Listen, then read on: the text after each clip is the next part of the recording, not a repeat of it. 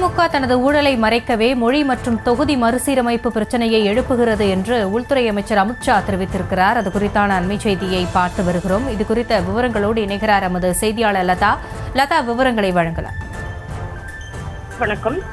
கடந்த முறை மத்திய உள்துறை அமைச்சர் அமித்ஷா தமிழகம் வந்திருந்த பொழுது கூட தொகுதி மறுவரையறையில் தமிழகத்தில் தொகுதிகள் குறைக்கப்படாது என்ற வகையில் பேசியிருந்தார். தற்பொழுது மீண்டும் ஒரு முறை அது தொடர்பாக பேசியிருக்கிறார். அந்த வகையில அவர் வெளியிட்டிருக்கக்கூடிய அந்த பதிவில் முக்கியமா பார்த்தோம்னா, ஒரு நிகழ்ச்சியில தொகுப்பாளரினுடைய கேள்விக்கு பதிலளிக்கக்கூடிய அவர் திமுக தனது ஊழலை மறைக்கவும் வரவிருக்கும் தேர்தலில் உடனடி தோல்வியை தடுக்கவும் மட்டுமே மொழி மற்றும் தொகுதி மறுசீரமைப்பு பிரச்சனையை எழுப்புகிறது என்று குறிப்பிட்டிருக்கிறார். மேலும் தொகுதி மறுசீரமைப்பு செய்வதால் யாருக்கும் எந்த அநீதியும் ஏற்படாது என பிரதமர் மோடி அவர்கள் வாக்குறுதி அளித்திருப்பதாகவும் அதுல தெரிவிச்சிருக்காரு.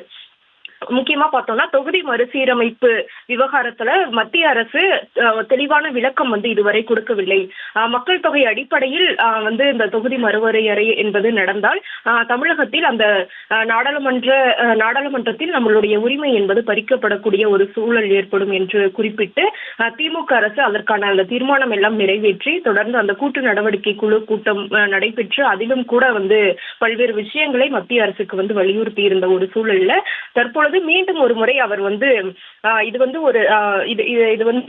பார்த்தோம் அப்படின்னா மீண்டும் ஒரு முறை அவர் தெளிவுபடுத்தக்கூடிய வகையில ஒரு விஷயத்தை பேசியிருக்கிறார். திமுக தனது ஊழலை மறைக்கவும் வரவிருக்கும் தேர்தலில் உடனடி தோல்வியை தடுக்கவும் மட்டுமே மொழி மற்றும் தொகுதி மறுசீரமைப்பு பிரச்சனையை எழுப்புகிறது என்றும் தொகுதி மறுசீரமைப்பு செய்வதால் யாருக்கும் எந்த அநீதியும் ஏற்படாது என பிரதமர் மோடி வாக்குறுதி அளித்திருப்பதாகவும் தெரிவித்திருக்கிறார்.